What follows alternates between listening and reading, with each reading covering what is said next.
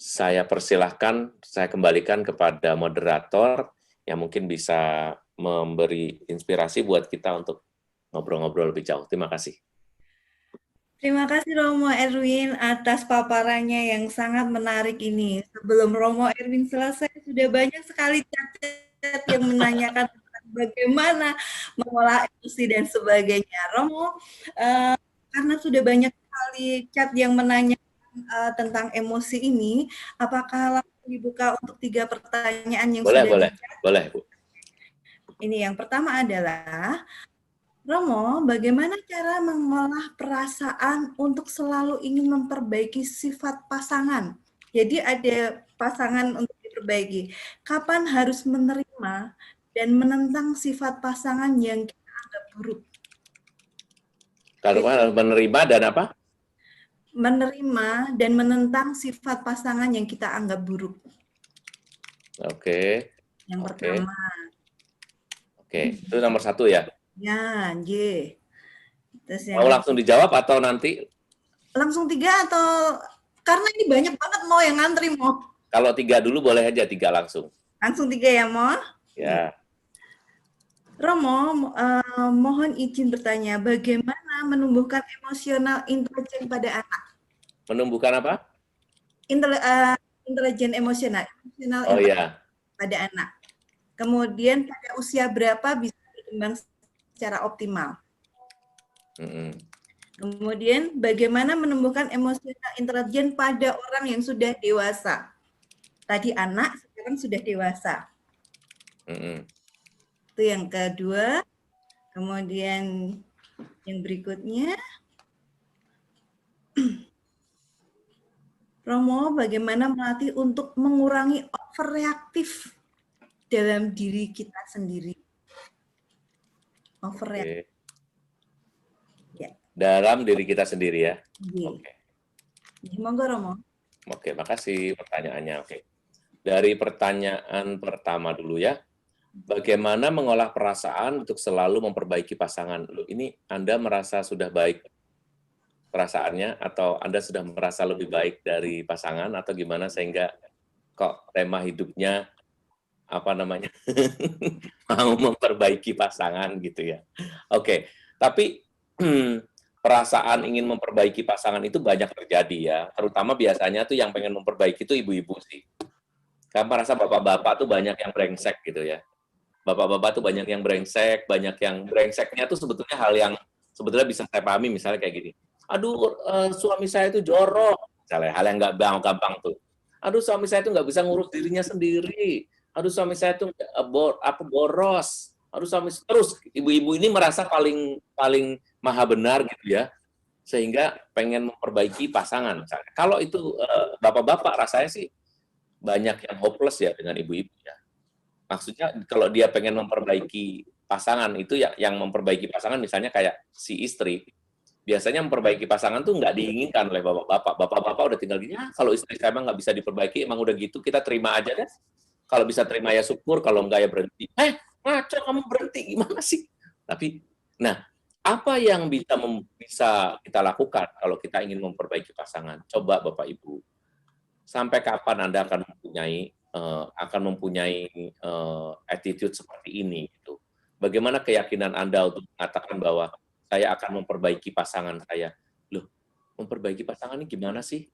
Masa hidup sekali aja cuma hidupnya memperbaiki pasangan? Dia kalau perbaik, kalau jadi bertambah jelek gimana? Nanti Anda menyalahkan diri Anda sendiri lagi. Nah, makanya kalau mengolah perasaan untuk memperbaiki pasangan, perasaannya apa dulu nih? Saya harus tanya nih, perasaannya kayak gimana? Kan perasaannya belum disebutkan. Perasaan itu kan specifically ada sesuatu gitu. Jadi kayak, misalnya kayak, perasaannya tuh perasaan apa? Wah, perasaan saya tuh jengkel karena suami saya itu orangnya ngotot misalnya, nggak bisa mengikuti apa ya, nggak bisa mengikuti kesepakatan bersama, udah gitu nggak mau disalahin. Ya kalau itu nggak mau disalahin itu masih umum. Kalau pertanyaannya itu general seperti ini, jawaban saya bisa jadi salah nih. Tapi kalau yang dimaksudkan bahwa misalnya kayak saya ingin mengubah suami saya supaya dia bisa lebih beriman dalam situasi seperti sekarang ini, dia tidak gampang down, tetapi lebih percaya kepada Tuhan. Misalnya kalau kalimatnya seperti itu ya, maka itu bisa dikerjakan. Artinya kita pelan-pelan ngasih tahu semasa dia di rumah, misalnya dia mengalami situasi PHK atau mengalami situasi kayak mungkin kehilangan pekerjaan, bukan kehilangan pekerjaan, gajinya diturunin sehingga dia merasa tidak bekerja dengan maksimal, tidak berfungsi secara maksimal sebagai suami. Nah, artinya itu bisa diusahakan. Tetapi kalau yang dimaksud mengubah dia secara umum, mengubah suami atau istri secara umum dalam arti berubah benar-benar menjadi pribadi yang sesuai dengan keinginan saya, kalau saya usul mendingan kita give up ya. Kita nyerah aja, nggak usah mengubah orang. Itu nanti hidup perkawinanmu menjadi hidup perkawinan yang sial gitu. Kenapa saya sebut, kok Romo nyebutnya kasar? Bukan kasar ini. Kita yang akan merasa hidupnya sial gitu. Ya elah, punya laki satu aja nggak bener banget. Padahal dulu begini, sekarang nggak ini, ya elah. Nah itu yang saya sebut sebagai merasa bahwa pasangannya sial. Padahal sebetulnya adalah yang salah itu adalah sikap kita sendiri atau perasaan emosi kita sendiri yang sebetulnya ini pertanyaannya bukan emosi sih ya, tapi bagaimana keyakinan saya yang saya sebut belief tadi, bukan emosi, keyakinan saya yang mau mengubah suami saya. Hanya saya yang bisa mengubah suami saya, nah itu salah. Hanya saya yang bisa mengubah istri saya, hanya saya yang bisa mengubah anak saya, itu salah. Saya bisa mengedukasi, tetapi soal perubahan itu tergantung dari orangnya sendiri. Gitu ya. Jadi tetap berusaha supaya bisa baik, tetapi jangan mengatakan bahwa saya harus mengubahnya, belum tentu. Yang kedua adalah bagaimana menumbuhkan emotional intelligence pada anak. Tadi saya bilang ya, emotional intelligence itu apa?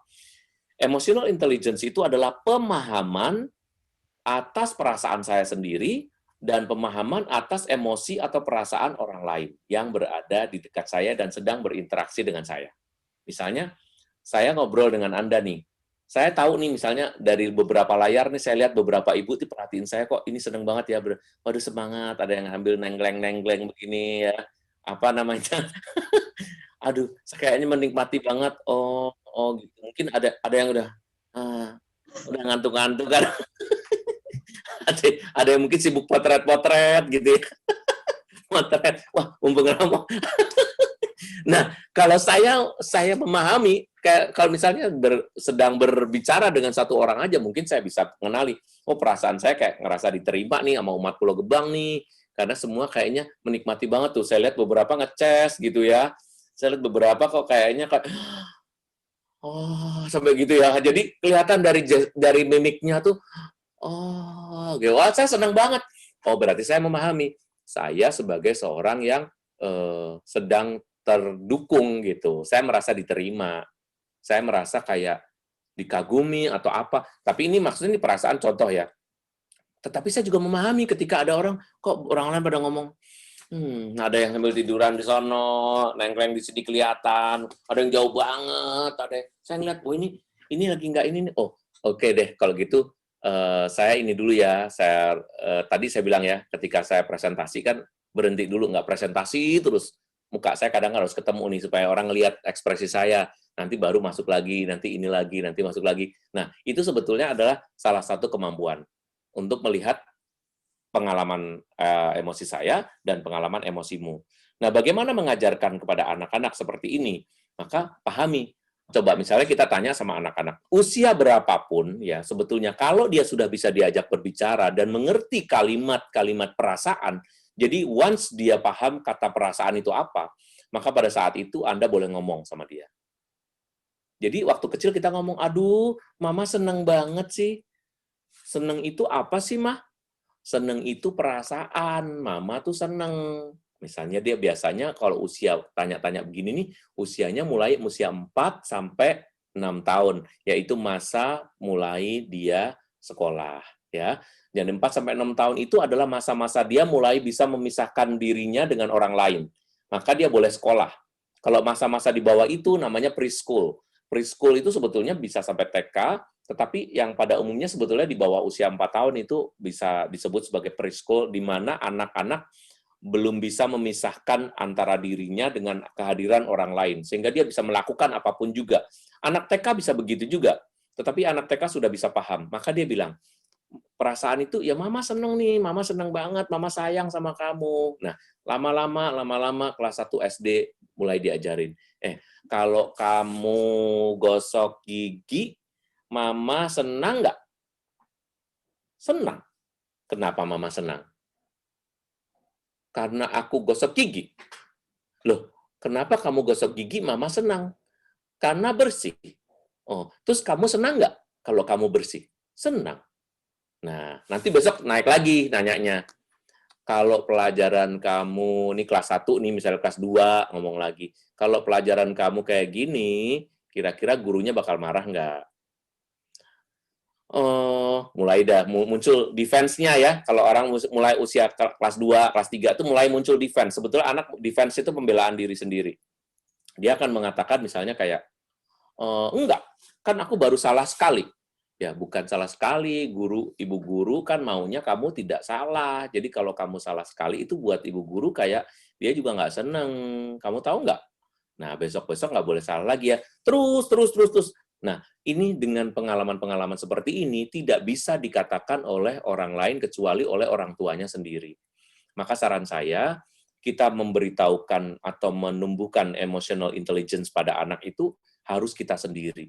Karena kita yang tahu dan kita intensively memberikan pengajaran atau memberikan istilahnya tuh memberikan pendidikan atau edukasi kepada anak tentang hati itu harus dilakukan oleh orang yang mempunyai kesatuan jiwa dan raga, yaitu anak, ibu, dan anak misalnya, kalau kepada anak ya.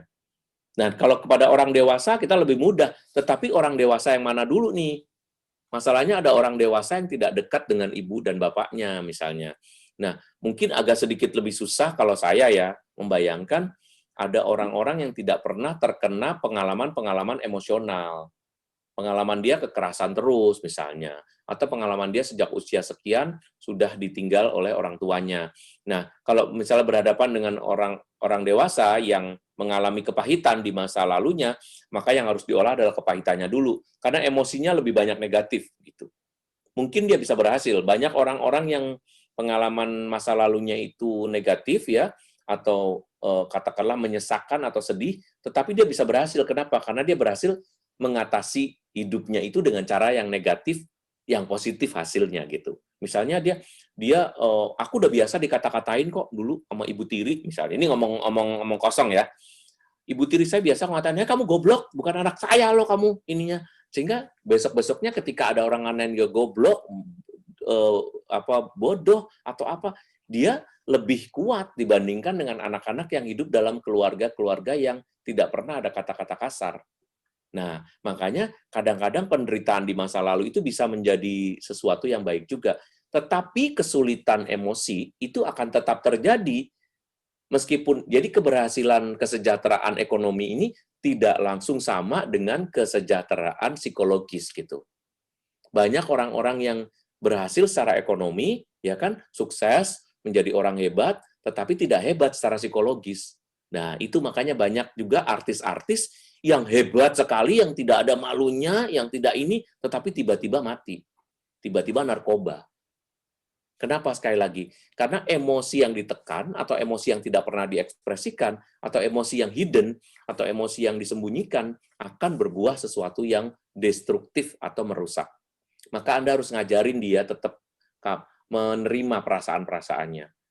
Jadi kalau Anda mempunyai pasangan yang mungkin tidak tahu secara emosional ya, ajak dia duduk diam, ngobrol.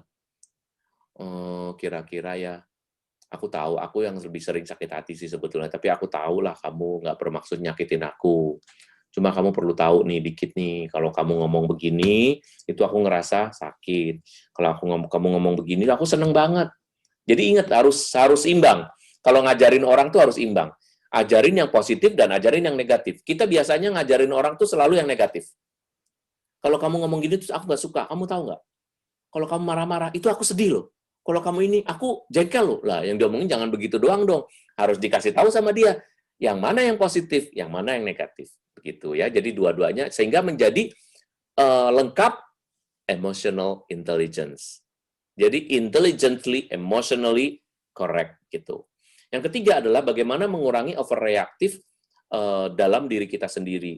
Anda kenapa sih overreact gitu ya? Ada kenapa kok overreaktif gampang banget reaksi gitu? Biasanya overreaktif itu dialami oleh orang-orang yang ingin memperbaiki situasi di sekitarnya. Orang-orang yang butuh perhatian juga bisa overreaktif.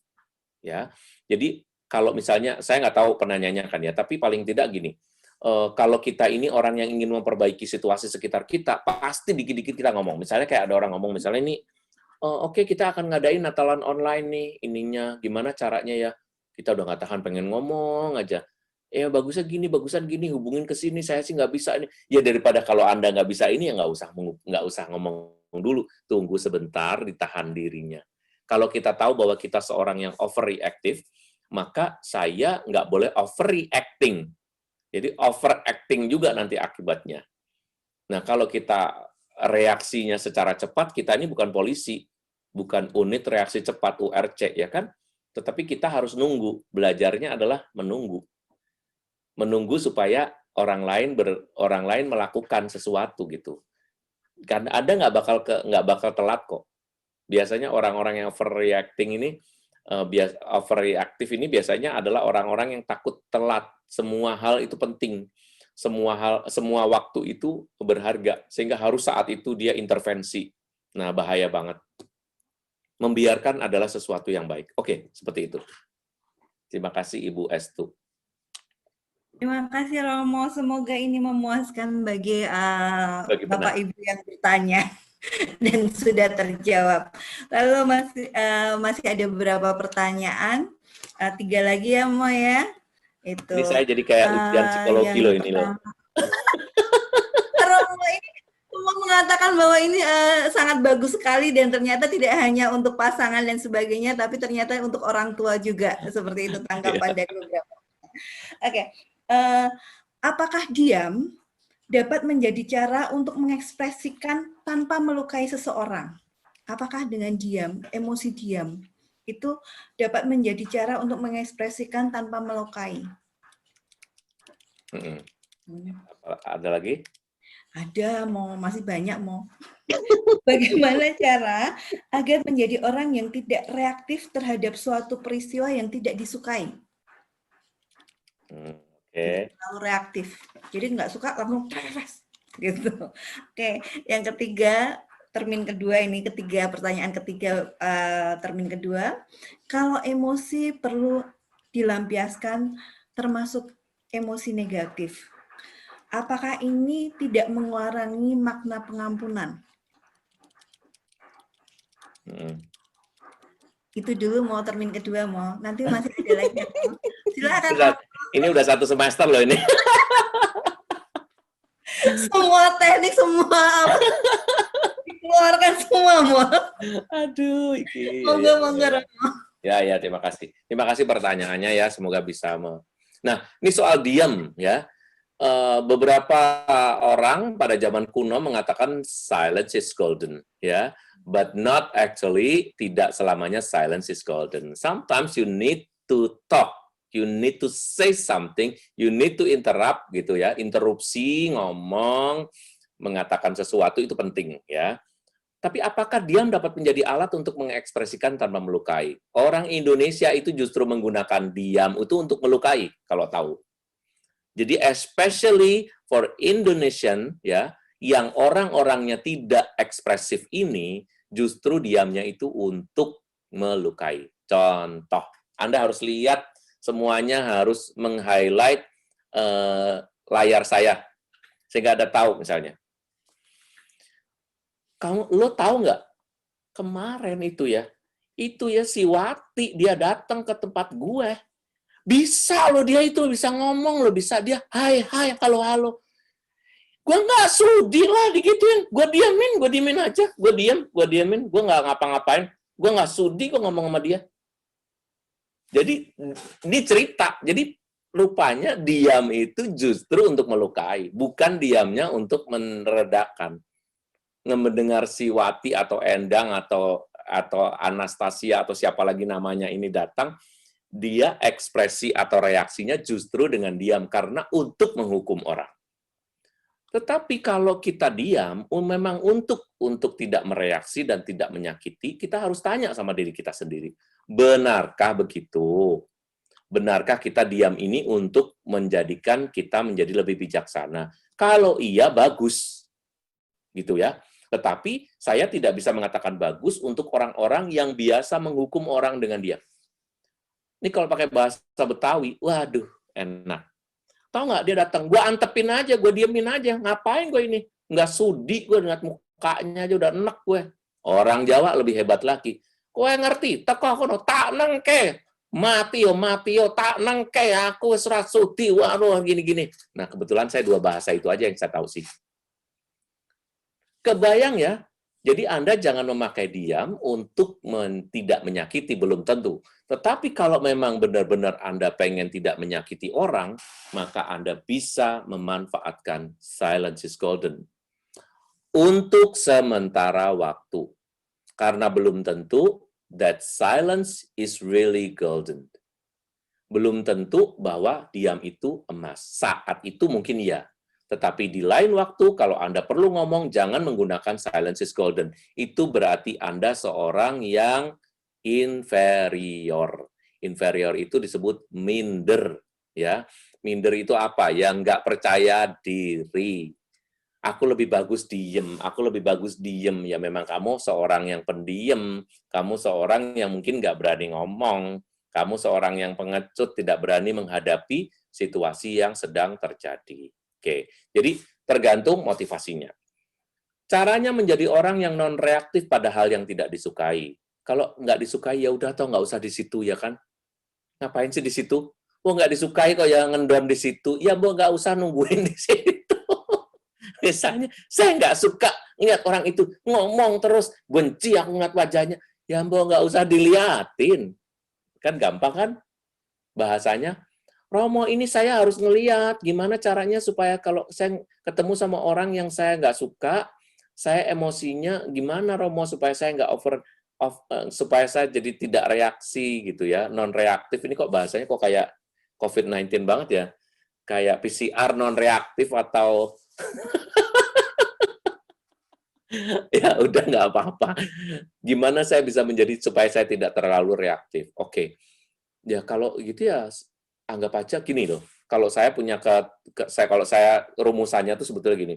Kalau sesuatu yang sedang terjadi itu tidak mempengaruhi keselamatan bahasanya, maka udah dikebaskan debunya aja deh gitu. Pakai bahasa rohani loh ini. Ya nggak sih? Ya ampun, dia ceritanya soal bapaknya terus. Nah, kalau itu cerita soal bapaknya terus, ceritanya sama diulang-ulang. Ya udah, kalau kamu harus berada di situ selama 15 menit, udah nggak usah reaksi, diemin aja, wong itu tidak mempengaruhi keselamatan. Kecuali kalau dia ngomong terus, Anda jadi telat pulang ke rumah, maka Anda pamitan, ya pamitan aja, maaf saya harus pulang duluan. Gitu, itu reaksinya. Tetapi kalau kadang kita tuh harus mereaksi itu karena harus memperbaiki situasi itu loh, yang tadi saya bilang. Kebanyakan orang-orang yang sangat reaktif tuh biasanya selalu pengen membetulkan, pengen ngebenerin, pengen fixing, pengen repair gitu ya. Sehingga kayak tukang bengkel ngelihat mobil gedluk, gebuk, waduh, ini pasti ininya nih, knalpotnya jelek nih. Ngelihat ini kok remnya, oh remnya nggak bagus nih. Langsung pengen ngebenerin gitu. Nah, itu kalau dia tukang bengkel. Tapi Anda kan nggak harus begitu. Anda bisa diem aja, kalau nggak, ya udah nggak penting buat saya. Bukan sesuatu yang esensial juga, biarin aja lah, kasih waktu, mumpung ketemu, itu aja. Nah, itu namanya Anda intelligently, emotionally intelligence, gitu. Ya. Nah, kalau emosi perlu dilampiaskan, termasuk emosi negatif, apakah tidak mengurangi makna pengampunan? Bagaimana, jadi sebetulnya soal bagaimana mengekspresikan emosi negatif, ya kan? Tadi saya bilang, emosi negatif itu harus semua emosi itu harus diekspresikan kan. Nah, benar nggak semua emosi harus diekspresikan? Benar. Paling nggak bukan diekspresikan tuh harus kalau saya pengen marah, saya marah, bukan. Tetapi saya kenal, oh ini saya lagi marah. Saya mau liatin dulu marahnya nih saya karena apa. Jadi jangan melakukan sesuatu karena kamu tidak mempunyai ya. kalian dan saya itu tidak mempunyai surat jalan yang mengatakan bahwa setiap ada emosi, kamu boleh ekspresi. Pengen marah, marah ho, misalnya. Silahkan marah. Pengen ketawa, ketawa. Nggak mungkin. Kita di dalam suatu rapat, di mana atau misalnya kita romonya misalnya lagi khotbah, ya. Sekarang ini misalnya, lagi khotbah. Anda sedang mengikuti perayaan, misalnya perayaan hening. Lucu banget Anda mendengar kelucuan, dan Anda nggak boleh ketawa di situ. Kenapa? Karena situasinya nggak tepat. Sehingga bisa dikatakan tidak semua emosi itu harus tetapi kita harus mengenali bahwa saat itu saya merasa lucu. Saat itu saya merasa marah, saat itu saya merasa jengkel. Itu yang harus diketahui gitu. Jadi bukan soal ekspresinya. Nah, apakah ketika saya negatif saya boleh berekspresi? Boleh. Negatif itu salah satunya adalah soal sedih tadi ya. Apakah ketika saya sedih saya boleh menangis? Boleh. Yang penting nggak ganggu orang, gitu aja. Nangis kan bisa terseduh-sedan atau ada mungkin wah, wah, misalnya gitu. Kan bisa dengan kalau pengen banget ya. Pokoknya yang penting adalah saya kenal bahwa saya sedih banget. Terutama sedih itu susah loh. Sedih itu susah karena ada pengaruh dengan mata kita. Nanti mata kita mengeluarkan air mata gitu. Kalau kita mengampuni orang, apakah saya nggak boleh marah? Oh boleh. Tuhan Yesus itu benar-benar marah ketika ada orang jualan di depan bait Allah, ya kan? Dia tendangin tuh semua penjual-penjual itu. Kamu telah menjadikan rumah Bapakku sebagai sarang penyamun. Dia tendangin, itulah yang membuat dia dibunuh sebetulnya. Dan apa yang kita temukan di situ? Yesus bisa marah? Bisa. Emosi Yesus apa? Marah. Tetapi Yesus itu punya semua emosi, dan emosinya berubah-ubah sesuai dengan keadaan. Jadi kadang-kadang kita boleh marah, boleh. Karena kalau anak-anak semuanya kita kasih, ya udah, aku paham, aku ngerti, sabar aja, kan ini anak kecil, belum ngerti, belum apa. Anakmu jadi tidak punya kemampuan untuk membedakan mana yang buruk, mana yang tidak. Istilah pendidikannya namanya secara moral dia tidak terdidik gitu. Jadi tidak edukatif juga kalau ibu tuh punya isinya marah terus nggak edukatif. Ibu itu isinya diem terus nggak edukatif. Ibu itu adanya cuma iya melulu. Itu namanya Anda tidak asertif. Asertif itu apa? Kalau iya, katakan iya. Kalau tidak, katakan tidak. Selebihnya dari si jahat kalau dalam bahasa rohani. Tetapi kalau dalam bahasa pendidikan, Anda bisa tahu bahwa kalau saya marah, dia harus tahu. Terutama pasangan. Aku marah loh, aku kecewa loh sama kamu. Meskipun nggak perlu banting-banting piring, kan, tapi saya mengatakan sama kamu. Sama anak-anak juga. Saya lagi marah nih, saya jengkel. Mama jengkel banget nih sama kamu. Papa jengkel banget. Papa nih nggak suka banget loh kamu begini. Papa marah banget loh sebetulnya sama kamu. Coba kamu jelasin dulu kenapa ini. Nah, itu ketika dia menjelaskan itulah terjadi suatu rekonsiliasi. Mungkin dengan penjelasan itu saya menjadi lebih tahu bahwa apa yang saya lakukan ini tidak sangat betul. Begitulah kira-kira. Terima kasih. Terima kasih Romo Erwin atas pemaparannya. Bapak Ibu yang bertanya semoga puas dengan apa yang dipaparkan oleh Romo Erwin. Dan terpuaskan. Oke. 3 pertanyaan termin terakhir ya Romo. Ya. Semoga Romo belum bosan untuk menjawabnya. Oke, yang pertama, bila pasangan kita itu marah dengan orang lain di luar sana, apa yang sebaiknya kita lakukan? Mau ditanggapi atau tidak? Takutnya kalau ditanggapi malah ikut bersalah, seperti itu. Emosinya itu dengan orang lain, Romo. Terus apa yang sebaiknya dilakukan di rumah sama pasangannya, seperti itu. Itu yang pertama, Romo. Kemudian yang kedua, tentang kebersihan ini, Romo. Seorang ibu. Nah, dia sudah capek kerja dan sebagainya, tiba-tiba pulang ke rumah, ternyata rumahnya nggak bersih, gitu kan. Nah, perasaannya campur aduk, kemudian marah. Pertanyaannya adalah, bagaimana caranya ibu ini untuk menetralisir perasaan yang ada dalam dirinya, agar mungkin maksudnya agar tidak marah dan sebagainya, seperti itu. Oke, yang terakhir, Romo. Bagaimana cara menyiasati agar tidak mudah terpancing emosi? kebetulan ibu ini kalau emosi itu teriak-teriak gitu kan. Ternyata pada saat ibu ini emosi, kemudian pasangannya itu dan anaknya itu tidak menanggapinya. Bahkan kadang-kadang mereka merasa bahwa malah senang melihat ibunya itu emosi seperti itu. Apa yang harus dilakukan? Apa yang harus dilakukan oleh ibu ini agar apa ya, emosi yang diberikan, apa yang disalurkan atau yang diungkapkan itu mengena pada orang-orang di sekitarnya. Seperti itu Romo, terima kasih. Oke ya, terima kasih atas pertanyaannya. Jadi, bila pasangan marah dengan orang lain di luar, apa sebaiknya kita lakukan? Mau ditanggapi atau tidak? Karena kalau ditanggapi makin marah. Nah, kalau udah tahu kalau ditanggapi makin marah, berarti Anda sudah cerdas secara emosional, ya kan? Karena sudah tahu nih, kalau saya ikut nanggepin dia pasti marah. Itu berarti Anda punya pengetahuan tentang si suami yang marah pada orang lain gitu. Jadi dia punya ibu punya kemampuan untuk membedakan mana yang kira-kira bisa saya intervensi, mana yang tidak harus saya intervensi gitu. Nah, kemampuan kita untuk membedakan ini itu disebut kecerdasan sebetulnya. Nah, maka kalau kita memang kita mau melakukannya ya diem aja dulu sebentar, duduk di sebelahnya itu baik sebetulnya ya. Seorang pasangan kadang-kadang hanya menginginkan kehadiran. Duduk di sebelahnya tapi jangan reaksi gitu. Kadang-kadang duduk di sebelahnya tuh kayak ganggu-ganggu. Misalnya kita gerak-gerak begini, itu kan kayak ngeledekin ya kan, kayak tapi kalau misalnya kita duduk diam, duduk kayak hati-hati, aku seolah-olah gini loh. Jadi kayak saya lagi. Kayak misalnya kita lihat kan Anda lagi lihat ya Indonesian Idol nih lagi nyanyi nih. Orang nyanyi itu lagunya harus sesuai dengan ininya misalnya. Kalau lagunya itu mengenai sesuatu yang sedih, dia harus kelihatan sedih gitu loh. Dia harus kelihatan sangat sedih dan kelihatan bahwa bahasa tubuhnya itu membahasakan apa yang ingin dikatakannya. Nah, ketika suami atau suami marah, misalnya pasangan sedang marah atau istri sedang marah, misalnya pada orang lain, apa yang kita lakukan? Katakanlah dengan tubuhmu bahwa kamu mengerti, tetapi kamu tidak ingin intervensi. Kamu hanya ingin mendengarkan. Jadi misalnya duduk diam gitu.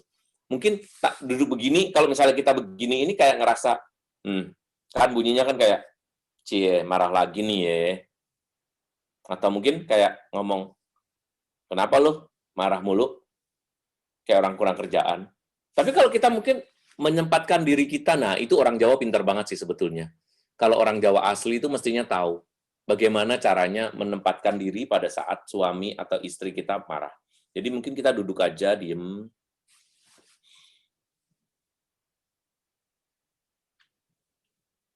Kita pegangi, mungkin dipijeti. Kamu nggak usah pegang-pegang. Oh ya, nggak suka, ya udah. Tapi kita pahami dulu. Nah, mungkin begitu ya. Karena kalau kita intervensi, kita nggak tahu masalahnya. Tiba-tiba kita sok tahu, itu bisa jadi marah lagi. Kalau menurut saya, bahasa terbaik adalah bahasa tubuh. Setelah bahasa tubuh, nanti dia mungkin pengen cerita, ya biar dia cerita. Katakanlah saya siap mendengarkan. Nah, itu harus dengan kecerdasan emosi yang muncul dalam tubuh kita ya, bahasa tubuh kita. Yang kedelapan lagi. Pertanyaan kedua adalah tentang kebersihan nih. Waduh, ini ibu-ibu banget ya. Istri marah karena sepulang kerja rumahnya nggak bersih. Bagaimana caranya menetralisir perasaan? Bapak Ibu, kata menetralisir itu harus hati-hati. Ini bukan netralisir, itu apa sih, membuat apa sih? Anda itu mau membuat air jernih atau membuat sebetulnya bukan netralisir. Bagaimana Anda memahami dan menerima perasaan tanpa harus melukai orang lain. Itu bunyinya. Jadi bukan menetralisir. Netralisir seolah-olah karena sudah ada cairan, misalnya karena nilai setitik rusak susu sebelanga misalnya. Wah, kita pengen menghilangkan ini dengan pemutih supaya ini balik lagi. Nah, itu bisa. Tapi perasaan tuh nggak seperti itu. Perasaan yang ada ini harus, seperti saya bilang tadi, emosi itu dipengaruhi oleh ini. Jadi yang harus dibenahi mananya? Ininya. Kalau ininya harus dibenahi atau pikirannya harus dibenahi semacam apa? Bagaimana kita bisa membenahi? Nah, cara membenahinya adalah dengan pemahaman itu. Maka kalau kita bisa memahami, ya kita bisa dengan sendirinya kita bisa mengatakan kepada orang lain bahwa ya aku pergi, tapi nggak semua orang itu punya rasa kebersihan sama seperti aku. Itu. Gimana caranya tuh menempatkan itu kalimat itu aja. Saya punya standar kebersihan, tetapi tidak semua orang punya standar kebersihan yang sama. Dan tidak harus orang punya standar kebersihan yang sama. Tapi kalau begitu kan berarti saya kerja sendirian. Nah, berarti masalahnya bukan soal kebersihan, masalahnya adalah merasa sendirian, merasa berjuang sendiri. Kalau begitu turunkan aja standar kebersihannya. Yang penting rumah nggak hancur lebur. Kalau cuma ada debu-debu sedikit ya biarinlah. Kadang-kadang ibu-ibu ini terlalu bawel ya. Segala nih saya pernah nemuin ya, Romo katanya. Dia cerita dengan bangganya. Saya kalau rumah pembantu saya udah tahu semua, Romo. Lantai harus berbau apa itu namanya tuh ya? Apa tuh yang sekarang itu musim tuh loh, yang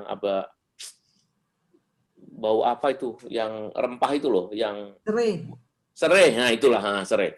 Rumah harus ada. Saya udah beli pokoknya tiap ini saya bilang kalau pulang pokoknya harus ada bau serai karena saya tahu berarti kamu nyuci. Ya itu yang ngomong harus siapa? Yang harus bau serai itu rumahnya kamu doang, tidak rumah orang, semua orang ada yang hidupnya bau kotoran juga bau nggak apa-apa kok gitu. Jadi penempatan standar itu kan dirimu sendiri. Yang kedua adalah memahami bagaimana orang menikmati kebersihan tidak seperti dirimu sendiri. Mungkin ada masalah kebersihan pada masa kecil mungkin, ya kan? Sehingga harus rumah itu bersih. Nah, pemahaman-pemahaman seperti ini itu perlu kita yang tahu. Kita mengerti, bertanya sama Tuhan dalam doa misalnya. Tuhan, saya pengen bersih, tapi rumahku nggak pernah bersih, berilah aku hati yang terbuka, atau aku berani kalau memang harus bersihin sendiri, ya aku nanti pelan-pelan ngajarin. Anak-anak lama-lama akan terbiasa kalau rumahnya bersih terus, anak-anak akan terbiasa untuk membersihkan rumah, ya, akan terbiasa untuk bersih, itu kalau dia, mungkin latihannya lama sekali, tetapi lama-kelamaan akan sama. Nah, itu aja ya. Terus yang ketiga adalah bagaimana menyiasati agar tidak terpancing emosi yang dia itu teriak-teriak. Pasangan dan anak-anak malah nggak nanggepin. Nah, udah tahu anak-anaknya demen ngedengerin ibunya teriak-teriak. Kenapa sih Anda sedang banget teriak-teriak? Jadi Anda harus insyaf nih sebetulnya ibu yang bertanya ya. Teriakanmu itu enggak banget gitu. Teriakanmu itu enggak ada artinya. Teriakanmu itu kocak. Maaf ya, ini satu terapi sebetulnya. Kalau saya mengatakan, jadi teriakanmu itu nggak ada artinya. Ada ibu-ibu yang dari kecil ngomongnya sama bayi aja, kamu lagi, lagi lah. Itu bayi baru umur belum setahun, udah ini orang ini, ibu ini adalah ibu yang mengandalkan teriakan. Sehingga anaknya dari bayi ceprot sampai nanti gede, dia tidak akan merasa ada sesuatu yang aneh kalau ibunya teriak-teriak. Maaf, ini udah radio yang biasa disetel tiap hari. Cari alternatif lain untuk memperbaiki. Cari alternatif lain untuk intervensi. Cari alternatif lain untuk mengatakan bahwa ini salah dan itu benar. Jangan pakai teriak-teriak. Ada orang-orang ini kalau ilmunya tentang komunikasi ini saya akan mengatakan ya, contoh aja cerita sebelum selesai ini ya. Ada satu cerita, tetangga saya kebetulan saya tahu umurnya mungkin ya nggak jauh lah beda dari saya ya, tapi dia lebih muda gitu. Saya sekitar kelas 5, dia kelas 2 gitulah. Nah, mamanya itu pagi-pagi buta pasti kedengaran suaranya. 2 kali 2 sama dengan 5 kali 2 sama dengan. Kita juga bisa kamu. Wah, pok. Mama saya, aduh. Mama tuh pengen nangis kalau gini. Mama saya sambil masak gitu biasanya untuk kami mau sekolah itu ya. Tapi udah terbiasa. Tahu nggak, setelah saya ketemu waktu saya pulang ke Jakarta sekitar tahun belas-belasan ini ya misalnya, saya ketemu dia tuh. Udah jadi Romo sekarang. Ngomongnya ternyata sama loh. Sama persis pada saat dia ngajarin si anak. 2 kali 2 sama dengan. Sama aja. Romo udah jadi Romo ya. Wah, cepet banget ya. Dalah, gitu aja kok sama dipelihara. Mbak orang tuh kreatif sedikit, suara itu bisa pelan seperti ini, bisa biasa, bisa kencang, kalau memang harus kencang, ya harus kencang. Mata bisa melotot, tapi jangan melotot terus. Karena kalau mata melotot terus, lama-lama orang akan terbiasa pelototanmu itu tidak menarik dan tidak menakutkan sama sekali. That's why we need to be creative. Be creative, please, katakanlah gitu. Jadi emosi itu harus kreatif. Kreatifnya melalui apa? Bahasa tubuh kita yang kreatif. Semoga ini memberi kita wawasan supaya kita makin menarik dan emosi menjadi sesuatu yang positif. God bless. Terima kasih, Bu Estu. Terima kasih sekali Romo Erwin. Sebenarnya saya ingin mengingkari, tetapi saya harus patuh dan tunduk pada waktu. Masih ada satu pertanyaan, tetapi mungkin tadi dari sesi pertama sampai dengan terakhir mungkin ada, secara implisit Romo sudah menjawabnya di situ. Mohon maaf penanya terakhir karena waktu saya sudah habis. Jadi maaf, nanti mungkin lain kali di seminar yang lain mungkin akan bisa terjawab atau mungkin secara implisit sudah terjawab pada saat tadi. Oke, kalau boleh saya menyimpulkan bahwa emosi itu berdasarkan dari pikiran, apa yang kita pikirkan kemudian akan memunculkan sebuah tindakan-tindakan. Nah, kebanyakan tindakan itu yang harus diubah menjadi kasih itu adalah emosi yang tidak baik. Nah, sebelum mengetahui itu apa yang kita pikirkan, perasaan apa yang ada, berarti kita harus mengenali perasaan apa yang ada dalam diri kita. Kita harus menamainya. Perasaan sedih, perasaan marah, perasaan gembira, perasaan cinta, dan sebagainya. Setelah kita mengenal emosi kita, lalu tindakan apa yang harus kita ambil.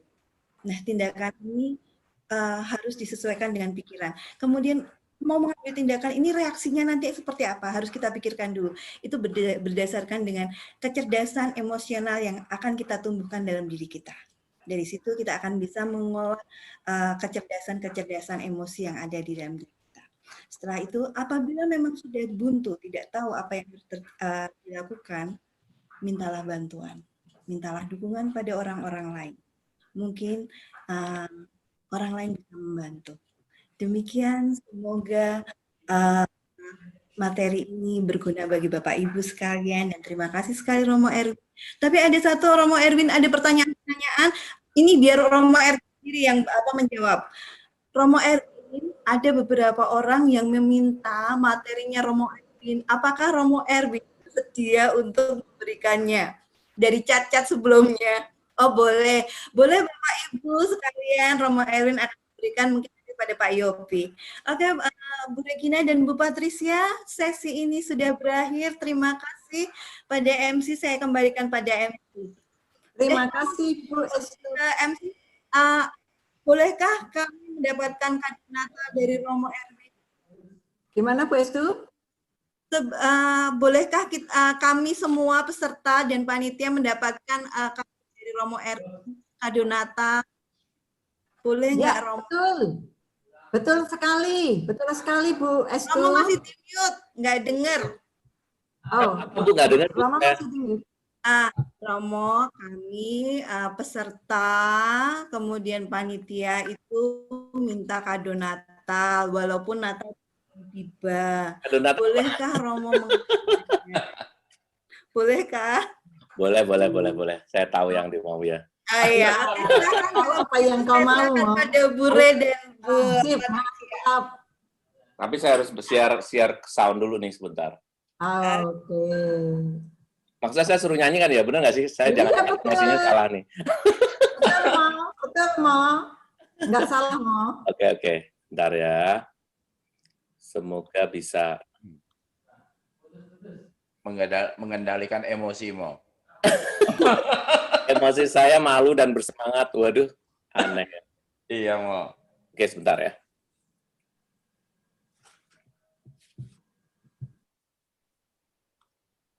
Jadi teman-teman yang ada di grup, jangan keluar di grup.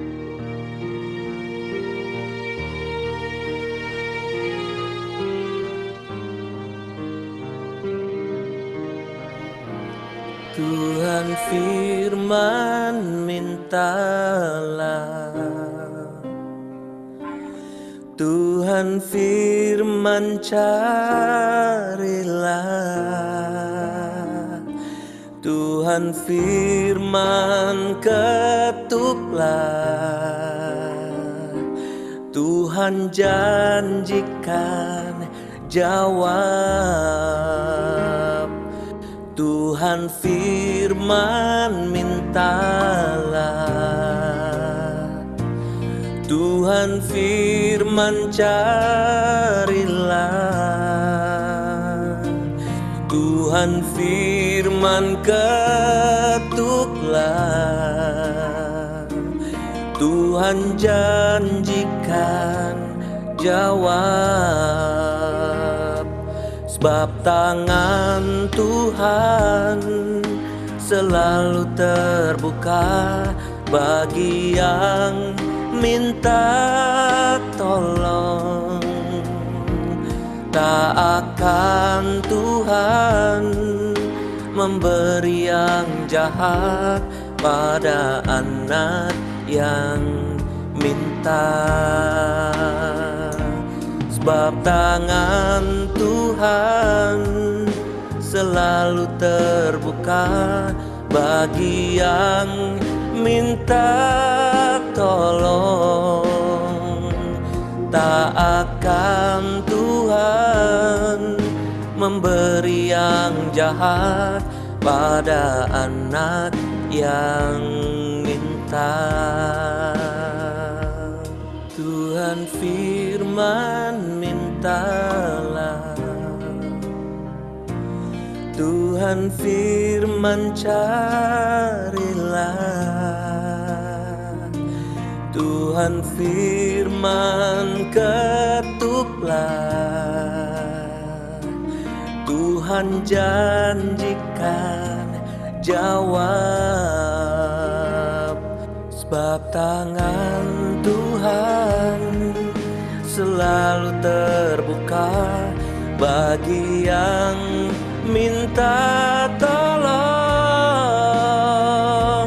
Tak akan Tuhan memberi yang jahat pada anak yang minta. Tak akan Tuhan memberi yang jahat pada anak yang minta.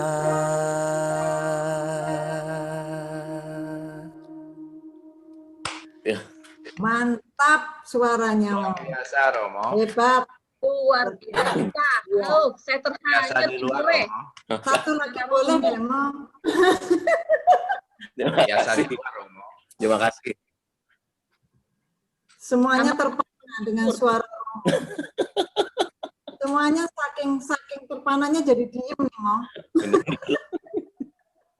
Silakan minum dulu, Mo. Minum dulu ya. Ya, terima kasih. Saya melihat live chatnya, yang di chat itu semuanya memberi Romo. Dan jangan lupa pilih CV-nya. Yang terakhir, lagu terakhir ini sudah ada CV-nya ya, Mo ya? Belum. Oh, ini, belum. ini baru on the way. Tapi yang CD kedua sudah ada di Tokopedia. Oh, oke. Silakan Yang Bapak dari Ibu Tokopedia yang itu ya. mendengar suara Romo Erwin bisa borong CD-nya. Dan Nah, jangan lupa ya, follow Instagram Romo Erwin, Erwin MSF, langsung follow. Ini saya langsung follow ya Bapak Ibu ya. Follower Romo Erwin sudah 6.373. Wow, luar biasa. Habis training, habis seminar ini bisa jadi 1 juta, Mo. Tenang. Jangan Naik, banyak-banyak. Mas Mo. Luar biasa. Sekali lagi ya, Erwin MSF. Itu ada di layar ini. Di sini ada. Itu bisa langsung tanya jawab di sana, Mo. Kalau ada yang banyak bertanya. Ya, bisa. Bisa tuh Bapak Ibu, silakan ya langsung ya dikejar Romo Erwin. Waduh, jangan dikejar dong. jatuh dong, kasihan. Ngejarnya jangan kenceng-kenceng ya, Mo ya. Ya. Romonya kalau nggak dikejar, udah keburu hilang, Bu Re. Ini Oh, kita tenang kerjanya aja. setahun loh, Bu Re. Tahun berikutnya, Romo Erwin diundang lagi ke Pulau Gebang. Bersedia, Mo. Offline. Offline. Offline. Oh, ya, offline nggak apa-apa. Tapi Romo Erwin kalau sometime SKK Pulau Gebang mengundang Romo, langsung diklik gitu ya, Mo ya. Iya, amin. Nanti saya booking, Bu Re. Oke. Waduh. Yuk, Pak Yopi. Iya, Romo. Ya, Pak Bu. Yopi. Semua puas ya berarti ya. Puas, peserta puas, panitia puas, Romo Erwin puas, dan semuanya puas, tidak ada yang tidak puas. Nah, sekarang panitia Natal mau bagi-bagi hadiah nih. Mau nggak nih peserta? Jangan live dulu loh. Tadi ada 150 kok. Itu Romo selesai kok jadi 128. Kita ada kuis pertanyaan dan kita akan bagi hadiah berupa kalender. Ini kalender tahun 2021. Nggak kelihatan ya? Nggak kelihatan? Nggak kelihatan. Ini panitia Natal gereja itu sebenarnya menjual kalender ini untuk perayaan Natal 2020 di gereja Paroki Pulau Gebang. Ini berisi kalendernya dengan temanya itu Santo dan Santa. Keunikannya di kalender ini ada barcode-nya. Barcode-nya itu jadi begitu kalian barcode di scan itu akan kelihatan sejarah dari si Santa atau Santo tersebut. Dan lengkap dengan kalender liturginya. Jadi Bapak Ibu yang bisa menjawab kuis ini, akan saya kirimkan kalender ini ke rumah Bapak Ibu. Jadi nanti kalau habis menjawab, ada yang benar, langsung tinggalkan alamatnya dan kalendernya akan segera kirim.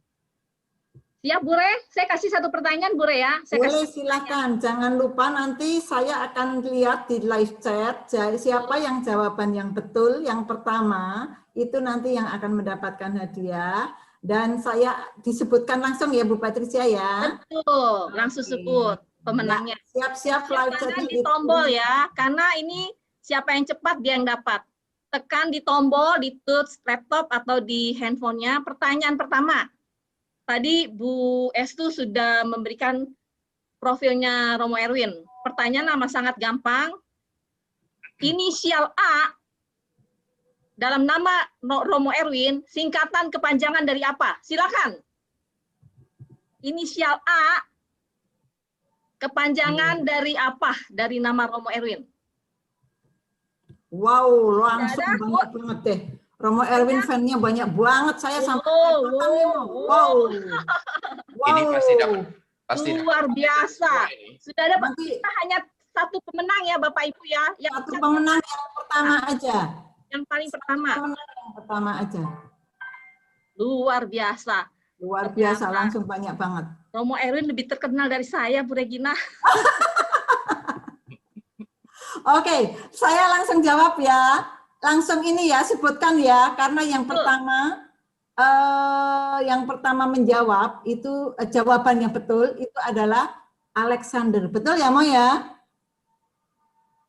Halo. Betul, betul. Alexander, betul. Jawaban yang betul adalah Alexander, bukan. Siapa Bu Regina? Chat pertama yang masuk Bu Regina?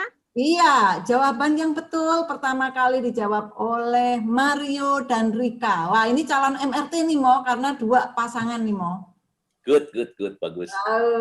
Alexander dan jawabannya Alexander dijawab oleh Mario dan Rika. Silakan. Mario dan Rika langsung di chat alamatnya. Langsung tulis alamatnya, boleh di live chat atau di WAG aja? Di WAG boleh, jadi nanti kita akan langsung kirim kalendernya. Iya. Kita ada satu pertanyaan lagi, jangan khawatir. Siap-siap ya. Yang belum dapat, siap-siap. Yang belum dapat masih ada kesempatan. Oke. Silakan Bu Regina pertanyaannya. Oke, jangan lupa yang tadi saya sebutkan namanya, Mario dan Rika, tolong tulis alamatnya. Untuk pertanyaan yang kedua, sesuai dengan materi Romo Erwin yang barusan dipaparkan, ya, siap-siap ya. Jawabannya juga sama seperti tadi, siapa yang tercepat yang pertama kali itu yang dapat pemenangnya. Pertanyaannya adalah, sebutkan 5 emosi negatif. Paling sedikit 3 masih boleh, betul. Tapi kalau boleh 5 itu lebih bagus. Sebutkan paling sedikit 3 emosi negatif. Yes. Ayo Bapak Ibu. 3 ya, paling dikit ya.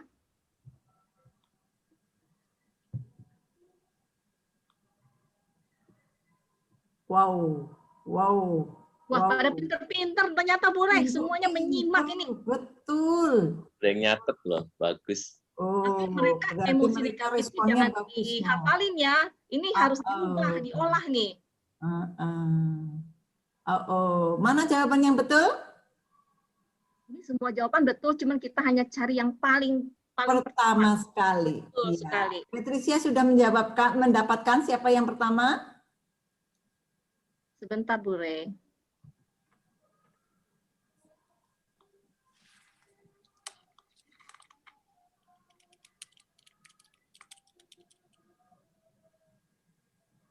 Ini jawabannya adalah jawabannya itu saya sebutkan ya. Ditolak, takut, kesepian, iri, sedih, marah, dan bersalah. Saya sudah menemukan di Patricia. Ditolak, iri, takut masuk enggak? Takut masuk enggak, Romo? Takut masuk. Iya, oke. Oleh Margareta dan Lucy. Ini juga calon MRT juga. Wah, ternyata yang muda-muda memperhatikan terus nih. Ya, Margareta dan Lucy, silakan menulis alamatnya, nanti akan di kalender oleh Bu Patricia dari panitia Natal. Jadi pra MRT ya? Kenapa? Ya, ini jadi pra MRT ya? Betul. Iya, Mo. Betul. Jadi calon pasangan baru ini udah harus punya kalender tahun 2021 ya untuk dilingkar-lingkar ini. Bulan madunya tanggal berapa? Pernikahannya tanggal berapa? Udah mulai dilingkar-lingkarin kalendernya ya. Tapi jangan lupa di sini ada langsung lengkap kalender liturgi. Jadi dilihat-lihat juga untuk hari-hari rayanya dan perayaan-perayaannya juga bacaannya. Oke? Pasangan pasutri nih, calon pasutri kita. Sip, mantap deh. Gimana Bu Regina? Ini hadiahnya udah habis ya. Kita hanya memberikan 2 hadiah malam ini. Terima kasih banyak. Ya, oke. Nah, sekarang kita akan tutup dengan doa penutup oleh Ibu Patricia. Silakan Ibu Patricia. Mari Bapak Ibu, teman-teman semua kita bersatu dalam doa. Dalam nama Bapa dan Putra dan Roh Kudus. Amin. Bapak yang Maha Baik, terima kasih Bapak atas penyertaan yang telah Kau berikan pada hari ini, sehingga kegiatan webinar yang kami laksanakan ini dapat berjalan dengan baik dan lancar. Kiranya apa yang disampaikan oleh Romo Erwin pada hari ini dapat menjadi bekal bagi kami untuk dapat kami terapkan dalam kehidupan kami sehari-hari. Kami percaya Bapak, dengan kuasa Roh Kudus-Mu, Engkau akan selalu menuntun dan menyertai setiap langkah kami. Biarkanlah emosi yang ada dalam diri kami ini bisa Kau ubah menjadi berkat untuk keluarga, saudara, dan lingkungan kami. Akhir kata Bapak, kami akan mengakhiri webinar ini. Kami mohon berkat-Mu Bapak, agar kami selalu berjalan seturut kehendak-Mu. Kami mohon kepada Romo Erwin untuk memberikan kami berkat. Tuhan sertamu dan sertamu juga. Semoga Allah yang Maha Baik memberkati kita, keluarga, dan apapun yang kita cita-citakan dalam nama Bapa dan Putra dan Roh Kudus. Amin. Amin. Salam, terima kasih semuanya. Terima kasih Romo.